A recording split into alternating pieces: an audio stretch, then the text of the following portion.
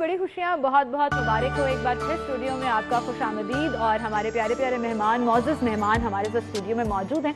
और आज सबसे पहले मैं जिनका तारुफ कराने जा रही हूँ जी, सीजन पॉलिटिशियन हैं, बहुत अरसे से अपनी समझदारी की सियासत के बारे से बहुत जाने जाते हैं। एडमिनिस्ट्रेशन पॉइंट ऑफ व्यू से जब हम बात करते हैं इस जमात का, तो हर कोई अपना अपना एक एक्सपीरियंस रखता है, लेकिन जिनकी मैं बात आज कर रही हूँ उन्होंने ना सिर्फ ऑरेंज ट्रेन बल्कि कोई भी डिपार्टमेंट इनको दे दें और फिर दिन रात हम ब्रेकिंग ही कर रहे होते थे कि जी मीटिंग हो रही है, ये इकदाम कर लिए और ये चीज़ें हो गई। और अब जब दोबारा हुकूमत वापस आई है तो उसी तरह से उन्होंने अपनी हुकूमत में वो चीज़ें ना सिर्फ संभाली बल्कि उनको लेकर आगे चल भी रहे हैं। स्पेशल असिस्टेंट टू सीएम हैं, एडवाइज़र हैं सीएम के, और LWMC को बड़े कंट्रोल करके, बड़े पकड़ के रखे हुए हैं। ख्वाजा अहमद हसन साहब हमारे साथ मौजूद हैं, उन्हें हम खुशामदीद कहेंगे। अस्सलाम वालेकुम ख्वाजा साहब, ईद मुबारक आपको। बहुत बहुत ईद मुबारक। आपकी सब देखने वालों को ईद मुबारक। बहुत शुक्रिया, बहुत शुक्रिया। और उनके साथ तशरीफ फरमा है सिटी 42 की फैमिली के बड़े पुराने मेंबर हैं और मेरे बड़े फेवरेट हैं, और मैं अब उनको कहती हूँ मेरे भाई हैं। वो पहले टीचर होते थे, अब थोड़े से भाई बन गए, और हमारे बड़े सीनियर रिपोर्टर भी हैं, मुख्तलिफ असाइनमेंट्स भी करते रहते हैं। आमिर रजा खान हमारे साथ मौजूद हैं, उन्हें हम खुशामदीद कहेंगे। अस्सलाम वालेकुम। वालेकुम अस्सलाम। आमिर भाई आपको भी ईद बहुत आप लोगों सबको ईद मुबारक हो। और एक इजाफा करना चाहता हूँ आपके वो जो आपने इंट्रो बोला, तो आपने कहा सीजन पॉलिटिशियन। अच्छा, मैंने ख्वाजा अहमद हसन को कभी सीजन पॉलिटिशियन या पॉलिटिशियन कहा ही नहीं। ये सीजन लाहौरिये है, जिसको आप बोले ना कि लाहौर से अगर चंद पर्सनैलिटीज़ को हम ऊपर रख के देखें तो उनमें अगर जो पहली फहरिस्त बनेगी उसमें ख्वाजा अहमद हसन बहुत वाज़िया नज़र आएंगे। बिल्कुल आज से नहीं, जब हम अखबारात में काम करते थे उस वक्त भी ये नाम जो था, ये लाहौर की एक वो जिसको कहते हैं ना कि फेस ऑफ ए लाहौर, वो नजर आता है। And he is really worked hard for this position. इनका काम इनके नाम से पहले बोलता है। और ख्वाजा साहब, अभी जैसे हम जिक्र कर रहे थे, मैंने पॉलिटिशियन इसलिए बोला कि आप बड़ी समझदारी की पॉलिटिशियन करते हैं, ज्यादा ऐसे बातें नहीं करते हैं, वो आपका काम नजर आता है। अभी ब्रेक में हम बात कर रहे थे तो मैं यही कह रही थी कि लाहौर साफ सुथरा लगना शुरू हो गया। और चूंकि मैं आउटडोर शो करती हूँ तो आप यकीन जानिए लाहौरियों ने बड़ा सराहा। और एक तो मुझे कहते हैं आपको नहीं पता ख्वाजा साहब वापस आ गए हैं, आप देखें लाहौर का क्या हाल होता है। तो लाहौरी मोहब्बत करते हैं। उनकी मेहरबानी बुनियादी तौर पे सारा डिपेंड करता है जी अच्छी लीडरशिप पे। सो मेरी खुशकिस्मती कह लीजिए कि मेरी पार्टी जो है पाकिस्तान मुस्लिम लीग नवाज़ है, जिसमें हमारे कायद मियां नवाज शरीफ और द डूअर शहबाज शरीफ, जिनके साथ बहुत काम करने को मिला। और मैं ये समझता हूँ कि सारी जो ट्रेनिंग है और एक इनिशिएटिव लेके फिर उसके पीछे पढ़ना, फिर उसको परसू करना और उस ऑब्जेक्टिव को फिर अचीव करना, ये इनका शार है। और मैं बहुत खुशकिस्मत समझता हूँ अपने आप को कि उनके साथ मिलके मुझे काम करने का मौका मिला। और ये भी खुशकिस्मती समझता हूँ कि अपने शहर की अल्लाह ने तौफीक दी कि मैं कुछ ना कुछ कंट्रीब्यूट कर सकूँ अपने शहर में। फिर से कंट्रीब्यूट कर सके। अच्छा आमिर भाई, मैं ख्वाजा साहब से तो पूछूंगी कि उनका पहला दिन कैसा रहा, लेकिन आप बताएं पहला दिन कैसा रहा? लाहौरियों का आप घूमते फिरते भी रहते हैं, ऑब्वियसली बाहर भी जाते हैं, तो कैसा देखा आपने? देखें, पहली बात तो ये है कि अगर ये पहले दिन की बात करें तो पहला दिन दफ्तर में गुजरा। बीइंग ए जर्नलिस्ट हमें, क्योंकि ऑफिस में अपनी ड्यूटीज़ को भी देखना होता है साथ साथ, और घूमे फिरे भी और सारा देखा भी और लोगों से भी मिले और मुलाकात भी हुई। ईद उल अज़हा की जो नमाज है उसमें, तो उसमें भी लोग यही कह रहे थे कि जो सफाई के इंतजाम इस दफ़ा हैं, वो आप वाली बात वो पहले कभी नहीं थे। यानी जिस इलाके में मैं रहता हूँ उस इलाके में भी लोगों ने कभी ये जो है उसकी तारीफ़ नहीं की थी कि सफाई की, लेकिन एक दिन में 3 दफ़ा अगर ड्रम्स को साफ़ कर लिया जाए तो वो खुद हैरान है कि ये कैसे हो गया। एक बात, दूसरी बात, क्योंकि हम रिपोर्टर्स की ड्यूटियाँ भी साइन कर रहे होते हैं, साथ साथ देख भी रहे होते हैं, तो जो लोगों में वालहानापन है ईद उल अज़हा के हवाले से वो नज़र आया। वो जो मेरे बचपन की ईद थी ईद उल अज़हा, वो वाला मज़ा तो अब नहीं रहा उनके साथ साथ, बिल्कुल। लेकिन आज भी ख्वाजा साहब भी और आप भी सिमल, आप लोग तो बहुत ही छोटे हो गए, हम ईद के एक दिन पहले जो हज कराने जाते थे ना बकरों को, वो आज भी वो हमारे अंदर से वो चीज़ आती है कि यार अब बच्चों को वो माहौल क्यों नहीं मिलता है। और वो क्यों उस पर वो चादर नहीं डालते हैं गोटे वाली और गुब्बारे नहीं बांधते। और फिर हम क्योंकि शालवी में रहते थे तो दाता साहब को हम हज कहा करते थे कि बकरों का दादा साहब का फेरा लगवा के। उसको घेरा लगवाते थे। अच्छा ख्वाजा साहब आप भी करते थे जी ये? हम देखें वो भी था, और साथ बड़ा एक एहतमाम करके बादशाही मस्जिद जाया करते थे नमाज के लिए।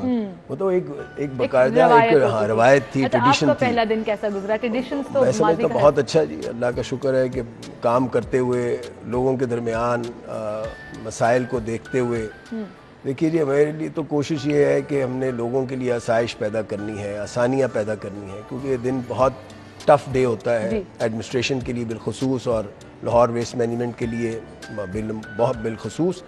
और इसलिए क्योंकि ज़िम्मेदारी भी है और लाहौर के शहरी भी हैं, तो इसलिए ज़्यादा वक्त जो है वो सर्वे और मॉनिटरिंग में और देखते हुए क्या हालात चल रहे हैं शहर के अंदर, ज़्यादा वक्त उसमें गुजरा। बिल्कुल सही। और ये जो आपने कहा ना कि बड़ा चैलेंजिंग और मुश्किल डे होता है, वहीं पर मैं थोड़ा सा ऐड कर दूं कि अभी मौजूदा वज़ीर आला हमजा शहबाज और इससे पहले जो वज़ीर आला हुआ करते थे, जो अब वज़ीर आज़म है शहबाज शरीफ साहब, उनकी बड़ी फेवरेट ये इवेंट होता है। और फेवरेट इसलिए होता है कि वो ऐसे बड़ी कीन नज़र रखे हुए होते हैं। हमें याद है बगैर प्रोटोकॉल गाड़ी पे निकल जाते हैं, मोटरसाइकिल पे। एक दफ़ा याद है मैंने ब्रेकिंग की कि शहबाज शरीफ साहब शहर का दौरा करने निकल के, देखूं कोई अलाइज तो नहीं है। तो ये कहीं ना कहीं लीडरशिप, आपने सही कहा कि पॉलिटिकल ओनरशिप आती है। और सब बकरों की बात हो रही थी, कुर्बानी करते हैं घर पे, खुद करते हैं, करवाते हैं। बिल्कुल बिल्कुल, अल्लाह का शुक्र है। ये एक ऐसी रिवायत है जो हमारे वालिदैन ने इस पे बहुत ज़्यादा ताकीद की कि हम खुद करते हैं। और कम से कम ये है कि अपने जो बकरा होता है उस पर जो पहली छुरी जो है वो ज़रूर कसाई के साथ तकबीर जो है वो हम खुद फेरते हैं। अच्छा, वो खुद उसके तहत बिल्कुल। सो ये एक हमारा दीनी एक ऐसा शार है जिसको जितना ज़्यादा जिसका प्रचार किया जाए उतना कम है, क्योंकि ये बहुत एक बुनियादी चीज़ है जी। ये हमें सिखाता है सेक्रीफाइस, ये हमें सिखाता है कि हमने किस तरह अपने आप को सब्र कैसे करना है और अपने जज्बात को कैसे कंट्रोल करना है और मामलात को कैसे बेहतर अंदाज में लेके चलना है। एक बहुत बड़ा एक मैसेज है थ्रू दिस, ये जो सेक्रीफाइस करना है। और मैं ये समझता हूँ जो आपका घर का यूनिट है वो चलता सेक्रीफाइस पे है। कभी आप अपने वालिद के लिए कर रहे होते हैं, कभी वालिद बच्चों के लिए कर रहे होते हैं। सो ये एक बहुत ही एक इम्पॉर्टेंट इवेंट है और रिलीजियस इवेंट है जिसमें सिंबॉलिक है और साथ ये आपको गाइड करता है कि आपने ज़िंदगी किस तरह गुजारनी है। बिल्कुल सही कह रहे हैं। हाँ साहब, वो जो रवायतें थी वो हमारी अपनी के वालिद जो है वो कुर्बानी करा तो बच्चों का साथ खड़ा करता था। बिल्कुल। अच्छा, ये आहिस्ता आहिस्ता जो है ये ख़त्म होती गई। अब वो अंदरून शहर वाले लोगों में रही कुछ जो ख्वाजा साहब की तरह के पुराने लाहौरी हैं जो लाहौर के ट्रेडिशन से प्यार करते हैं, उन ख़ानदानों में रही। लेकिन सीमल वक्त के साथ साथ पता नहीं लोगों ने बच्चों को छुपाना क्यों शुरू कर दिया। हाँ, बच्चे भी हो गए आमिर भाई, बच्चे खुद ही घबराते हैं जानवर से घबराते हैं। पहले जरा जिगरे वाले बच्चे होते थे, लेकिन अब जरा कमजोर दिल बच्चे आ रहे हैं। मैं तो यही कहूँगा देखने वालों को भी, देखिए ईद की इस खुशी में जो ये सेक्रीफाइस या कुर्बानी करना है, ये मेन इवेंट तो यही है ना, इसमें बाकी चीज़ें बाद में रहती हैं। आप अपने बच्चों को कुर्बानी होता ज़रूर दिखाएं।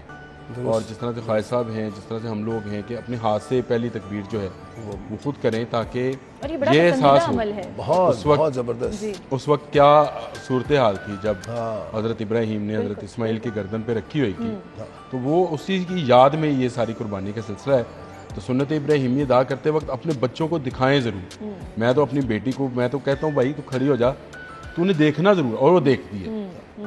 बिल्कुल बिल्कुल आमिर सही फरमा रहे हैं कि ये बहुत ज़रूरी है। बिल्कुल सही। और ये स्पिरिट जो है वो जिंदा रहनी बहुत ज़रूरी है। यही से बात का सिलसिला आगे बढ़ाएंगे। आज मुझे इतना मज़ा आ रहा है ना डिफरेंट सेगमेंट्स करके कि हर सेगमेंट में कुछ ना कुछ नया मैसेज देखने को मिल रहा है। जैसे अभी हमारे मेहमान बात कर रहे थे कि बच्चों को अपने साथ उन ट्रेडिशंस में ज़रूर शामिल करें, खड़ा करें।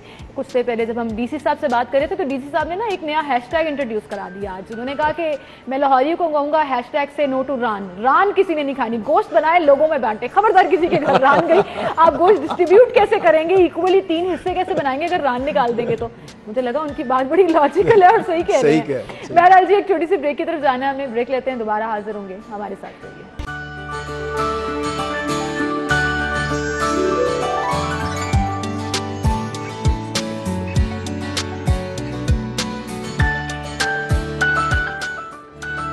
Welcome back. एक बार फिर से आपको खुशामदीद कहेंगे नाज़रीन। जैसा कि आपको पता है कि सिटी 42 हमेशा पेशवेश रहते हैं।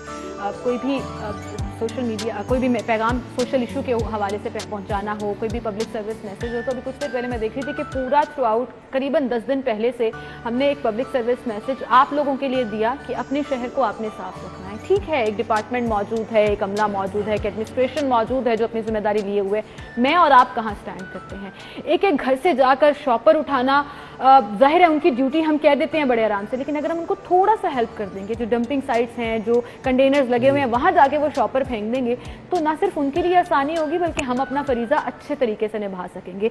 फायद साहब, गुफ्तगू का सिलसिला आगे बढ़ाएंगे और यही जो बात मैं कर रही थी, हम क्या करते हैं उन शॉपरों में ना सर्दियों और गर्मियों के कपड़े डाल के ना ऊपर रख लेते हैं। मैंने बड़े घरों में ये देखा है और मैं पहले भी ये कह चुकी हूँ कि हम शॉपर संभाल लेते हैं। कितना मुश्किल था इस अवेयरनेस कैंपेन को चलाना। इस दफा आप लोगों ने शॉपर भी ज्यादा 3 लाख के करीब 3 लाख इजाफी दिए हैं, 12 होते थे, इस दफा 15 लाख की हैं।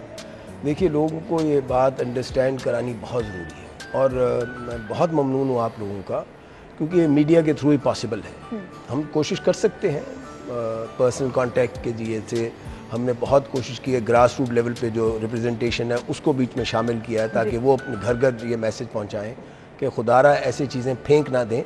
आपको जब एक लिफाफा और थैला मिल गया उसमें डालें ताकि एक जगह पे रख दें, वहाँ से उठाना आसान होगा। तो आप पूरे फंक्शन को फैसिलिटेट करते हैं, उसमें आसानियाँ पैदा करते हैं। अगर आप इस तरह इधर उधर फेंक देंगे तो वो और ज़्यादा मुश्किल हो जाएगा। अफरादी कुव्वत तो वही है, देखिए वही मशीन्स हैं, वही अफरादी कुव्वत है। जितनी आप उसमें हम हेल्प आउट करेंगे उतनी चीज़ें जल्दी हो जाएंगी और टाइम बच जाएगा और शहर जल्दी साफ़ सुथरा हो जाएगा।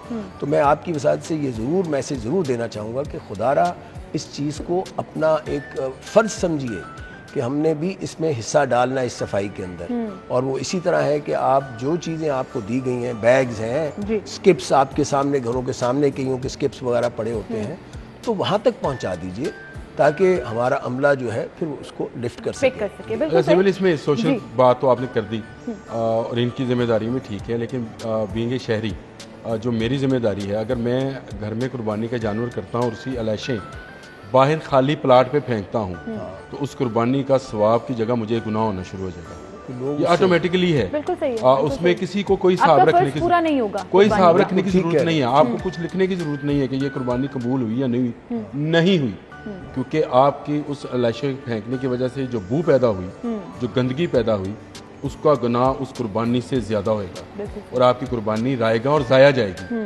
ये लोगों को समझाने की बात है। जो आपने पब्लिक सर्विस मैसेज की बात की, ये हम हर इवेंट पे करते हैं। जो बड़े इवेंट आपको पता है, हम उनमें ये पब्लिक सर्विस मैसेजेस इसी तरह से चलाते हैं और लोगों को समझाने की कोशिश करते हैं। हमने तो इवन पानी की कैंपेन आपको पता है किस तरह से चलाई थी, पॉलिथीन बैग्स की चलाई, पॉलिथीन बैग्स की चलाई के हवाले से। अच्छा, जो ड्रेन्स हैं आपके, उसके अंदर लाशें फेंक देते हैं और फिर जो गटर्स हैं उनके अंदर फेंकते हैं तो वो बंद हो जाते हैं, चौक हो जाते हैं। बिल्कुल, सिर्फ सोचना ये है कि मैं अपनी कुर्बानी को इस मर्तबा ज़ाया कर रहा हूँ या मैं अपनी कुर्बानी अल्लाह पाक के घर में उसी सफाई सुथराई के साथ जिसका हुक्म है पहुंचा रहा हूँ। इसको अगर सोच लें तो मेरा है वो शॉपिंग बैग के अंदर कपड़े बिल्कुल सही कह रहे हैं जी। और ये एक ज़बरदस्त बात हो गई। पहला दिन तो बड़ा अच्छा गुजरा और सफाई सुथराई के इंतजामात जो है वो बेहतरीन देखने में मिले भी और इसकी रिपोर्ट्स भी सामने आई। लेकिन वहीं पर जैसे मैं आपको पहले कह रही थी कि एक छोटा सा काम आपने और करना है, ये वो तमाम अमला होता है जो अपनी छुट्टियों के ऊपर काम करके हमारे लिए खिदमत सर अंजाम देगा। तो गुजरते गुजरते उन्हें ईद मुबारक कह दीजिए, सलाम कर लीजिए, पानी की एक बोतल पकड़ा दीजिए। यकीन जानिए पूरे दिन का काम उनका बड़ा आसान हो जाएगा कि लाहौरी हमें हीरो समझ रहे हैं,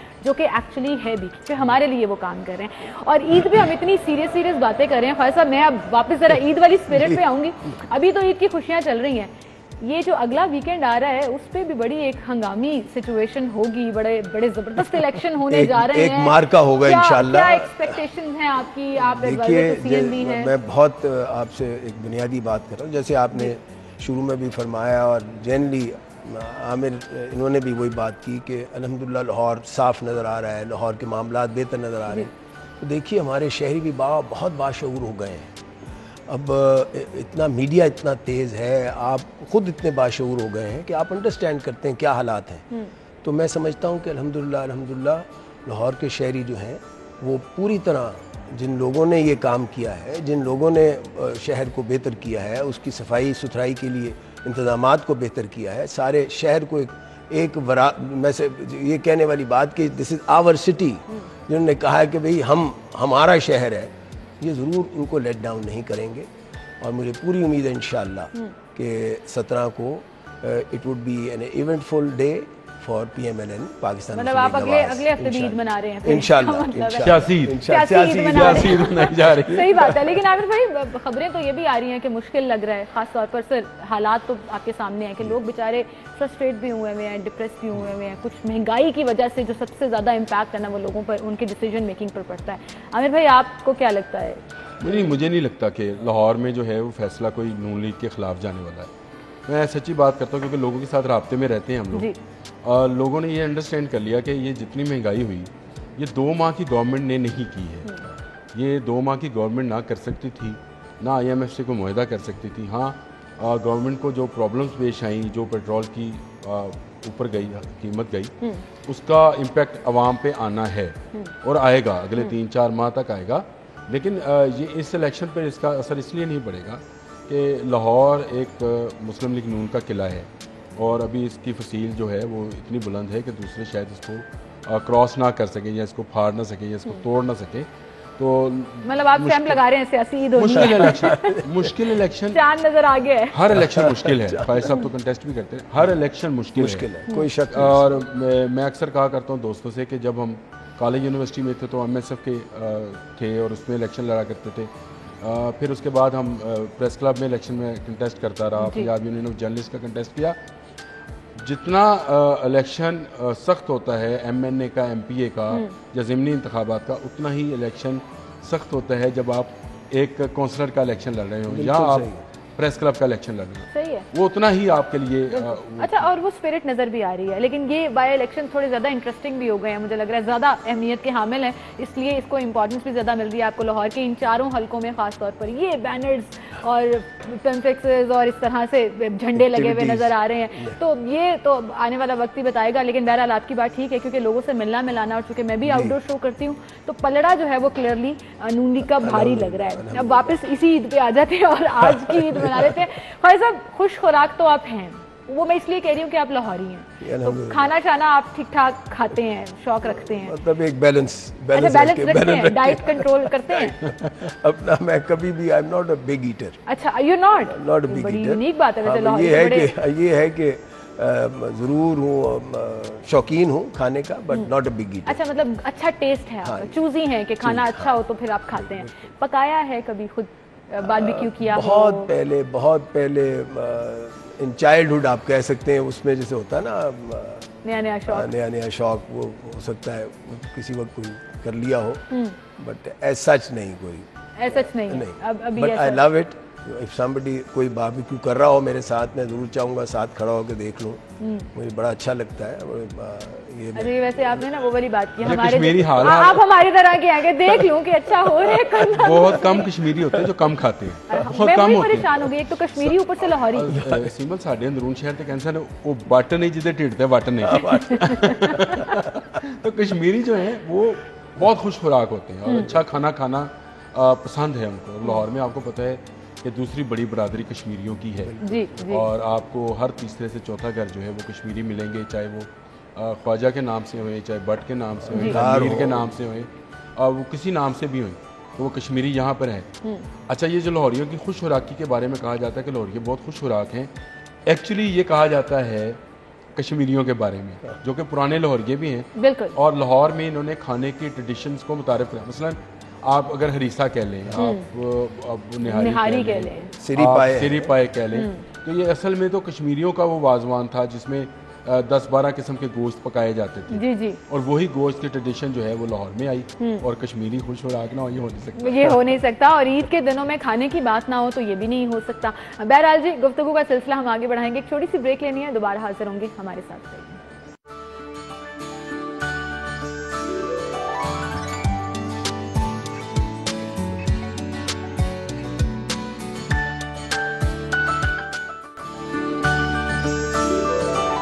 एक एक बार फिर से आपको खुशामदीद कहेंगे और ईद पर मीठी मीठी प्यारी प्यारी बातें हो रही हैं। वहीं पर मैंने सोचा कि ख्वाहिश साहब आए हुए हैं और ये मशीर वज़ीर आला भी हैं और अब से कुछ दिन पहले से हम देख रहे हैं कि ग्रास रूट लेवल पर कहीं ना कहीं रिलीफ देने की खुशखबरियाँ सुनाई जाती हैं। कभी 100 यूनिट्स तक बिजली या कभी आटे की सब्सिडी, चीनी की सब्सिडी की बात होती है। तो आने वाले दिनों में और लोगों को क्या खुशखबरी मिलने वाली है, मैं सोच रही हूँ ख्वाहिश साहब से ना ईद के दिनों में ही निकलवा दूँ, आपको सुना दूँ कि सर मज़ीद क्या प्लान है गवर्नमेंट का रिलीफ देने का, कुछ हालात बेहतर करने का। देखिए तो एक तो पब्लिक ट्रांसपोर्ट में इंशाल्लाह आप देखिएगा बहुत ज़्यादा फैसिलिटेशन होगी।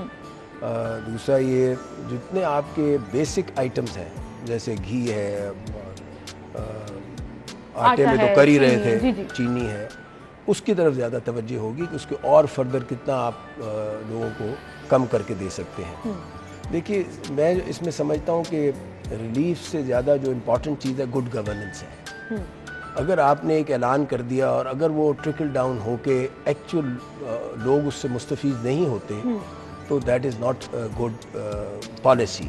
तो हमारा जो इंशाल्लाह कोशिश ये है कि जो किया है, जो ऐलान किया है, उसको फिर इम्प्लीमेंट भी किया जाए अच्छे गवर्नेंस के साथ। लोगों तक वो पहुंचनी चाहिए आसाइश जो है, फैसिलिटी। तो इसमें इंशाल्लाह आप देखिएगा पब्लिक ट्रांसपोर्ट में एक बहुत अच्छे, आपको बहुत जल्द अच्छे ऐलानात आएंगे। वज़ीर आला पंजाब हमजा शहबाज साहब ने नेचुरली है तो जो मेन रूए रवां हमारे प्राइम मिनिस्टर हैं शहबाज शरीफ साहब, लेकिन हमजा साहब बहुत अच्छे अंदाज में उसी ट्रेडिशन और उस लेगेसी को लेके चल रहे हैं। So we will be expecting good news इंशाल्लाह और लोगों के लिए अच्छी खबरें आएंगी। अगर आपको एक गुड न्यूज़ मैं दे दूं जो कि शायद इलेक्शन की वजह से रुक गई, और वो ये है कि जो छोटे किसान हैं 4 एकड़ तक के लिए उनको 2 लाख रुपए दिए जा रहे हैं। अच्छा ये क्योंकि हमें भी कुछ गांव का तजर्बा है और ज़मीन भी है, तो छोटे काश्तकार के लिए 2 लाख रुपया बहुत बड़ी बात, उस चुंगल से निकलने के मुतरादिफ है जो चुंगल उसको आड़ती देता है। 2 लॉरियों को, बहुत सारों को ये शायद बात समझ ना आई, लेकिन पाकिस्तान के क्योंकि 75% इकॉनमी जो है वो देहात से चलती है, तो कोई ना किसी का लिंक रहता है देहात। बिल्कुल सही। तो ये 2 लाख रुपए से वो उस चुंगल में से निकल आएगा जिसमें उसको आरती ने फंसाया होता है, दवाई के नाम पे, खाद के नाम पे। और अभी बहुत बड़ा इनिशिएटिव है, बहुत बड़ा इनिशिएटिव। बिल्कुल सही कह रहे हैं। और जब गवर्नमेंट चेंज हो रही थी उस दौरान सबसे ज्यादा बड़ा इशू ये खाद और यूरिया के हवाले से बहुत मेजर इनपुट्स आपकी जो है ना, एग्रीकल्चर इनपुट सारी, ये एक अच्छा रिलीफ होगा। चले खुशखबरी तो हमने सुन ली है आमिर भाई से, और ऑब्वियसली उसका ट्रिकल डाउन इफेक्ट जैसे फायद साहब ने कहा कि इम्प्लीमेंटेशन लाजमी होगी तो वो जरूर कराएंगे। और ये बड़ी बात है जी कि आप एक सरकारी नर्खनामा अगर फॉर एग्जाम्पल जारी करते हैं सर, उसमें सब्जियां, फल, बेसिक चीजों की कीमतें लिखी होती हैं, बड़ा अच्छा होता है जी, कंट्रोल कीमतें होती हैं, लेकिन अगर उस पर इम्प्लीमेंटेशन नहीं होगा तो उसका फायदा कोई नहीं है। तो असल बात गवर्नेंस, एडमिनिस्ट्रेशन और इम्प्लीमेंटेशन है उन तमाम चीज़ों की। जो हम बात करते हैं ना, अक्सर लोग नाराज हो जाते हैं इस बात पे कि तजुर्बा क्या होता है। तो वो तजुर्बा यही होता है कि आप एक्चुअली उसकी इम्प्लीमेंटेशन दिखाते हैं ऑन रूट। अच्छा, लेकिन ख्वाहिश साहब वहीं पर क्योंकि ऑपोजिशन भी स्टैंड करती है ना, और उनके भी फॉलोअर्स हैं, लोग हैं, तो क्रिटिसिज्म भी चल रहा है। आपको लगता है टाइम पूरा करना मुश्किल हो जाएगा, कहीं ना कहीं बड़े चैलेंजेस आएंगे? देखिए चैलेंजेस तो हैं, उसमें तो कोई दो राय नहीं है, लेकिन मैं आपको ये यकीन से कि नोइंग शहबाज शरीफ, जो उनकी क्रेडिबिलिटी इंटरनेशनली और नेशनली है कि जब कुछ कह देते हैं तो अल्हम्दुलिल्लाह उसको पूरा करते हैं जी। तो मैं ये समझता हूँ शायद यही उनका जो तुर्रा इम्तियाज़ है, ये सारे जो आपकी एक यूनिफाइड फोर्स है उसको इंशाल्लाह लेके चलेगा, और अल्लाह ने चाहा तो इस मुल्क को भी इस जो आपके फंसा हुआ है गिरदाब के अंदर उससे निकालेगा, और हम इंशाल्लाह अपना टाइम भी पूरा करेंगे। But it is just because of his initiative. इनकी एक ड्राइव ऐसी है, शायद मैं कोई इसमें मुबालगा राय नहीं कर रहा, मैं आउट ऑफ एक्सपीरियंस कह रहा हूँ, शायद किसी में वो उस तरह की ड्राइव नहीं है और वो पॉलिटिकल विजन नहीं है, वो उसमें उस तरह की गवर्नेंस के एबिलिटीज नहीं है जो शहबाज शरीफ में है। बिल्कुल सही कह रहे हैं। तो इंशाल्लाह I think we will make it through. आमीन कह देना चाहिए, क्योंकि पाकिस्तान के लिए हमारा ताल्लुक किसी पार्टी से नहीं होता। हम तो अक्सर प्रोग्राम में बैठ के खान साहब के लिए दुआ करते थे, अल्लाह मियां इनको कामयाब कर दे, क्योंकि पाकिस्तान कामयाब होगा। दुआएं कभी भी कबूल हो जाती हैं और कभी कबूल नहीं भी होती। तो मुझे लगता है हमारे अमालनामे भारी होते गए उन 3.5 साल में, लेकिन अब भी आमीन कह दें और हालात पाकिस्तान के बेहतर हो जाएं, यही हमारे लिए बेहतरी का बायस भी होता है। ख्वाहिश साहब, पिछली 3 सालों की ईदों में और इस ईद में क्या फ़र्क रहा? क्या डिफरेंस रहा? देखिए जी, मैं अब मेरे ख्याल में जो हमारे लाहौर के शहरी हैं वो ज़्यादा बेहतर बता सकेंगे। मेरा जो एक ज़ाती राय थी वो यही था, ऐसे लगता था कि शहर पिछले 3-3.5 साल के कोई वाली वारिस नहीं है। There was no ownership of the city. कोई उसमें आपको नहीं, ये पता नहीं चलता था किससे कहा जाए, किससे शिकायत की जाए, कौन आपकी शिकायत पूरी तदारक उसका करेगा।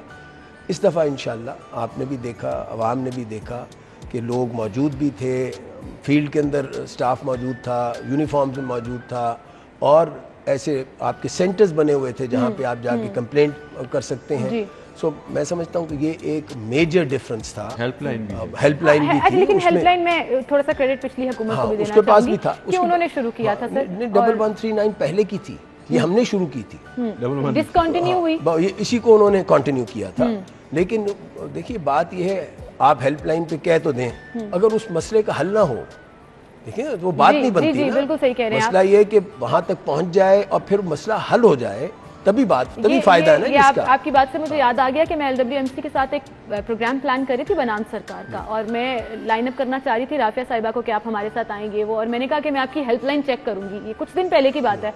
उन्होंने मुझे खुला चैलेंज किया कि लड़की बताने की जरूरत नहीं है, करो, फिर बताना ऑन एयर के कैसा होता है। तो वो उन्होंने मुझे नहीं कहा टाइम बताओ, ये करो। तो मैं थोड़ा सा सरप्राइज हुई, लेकिन ईद आ गई बीच में, और फिर अब ईद के बाद मैंने ये करना है और मैं ऑन एयर बता रही हूँ। बिल्कुल सही। बहरहाल जी सर, आपको ईद एक बार बहुत बहुत मुबारक हो। Good luck for all the challenges. I really hope कि आवाम की बेहतरी के लिए आप डिसीजंस लें और आवाम तक वो पहुंचे भी। आमिर भाई, आपका भी बहुत शुक्रिया, आप हमारे साथ मौजूद थे। इसी के साथ आपसे इजाजत लेंगे। अपना बहुत ख्याल रखिएगा, ईद खूब एंजॉय कीजिएगा। अल्लाह हाफिज।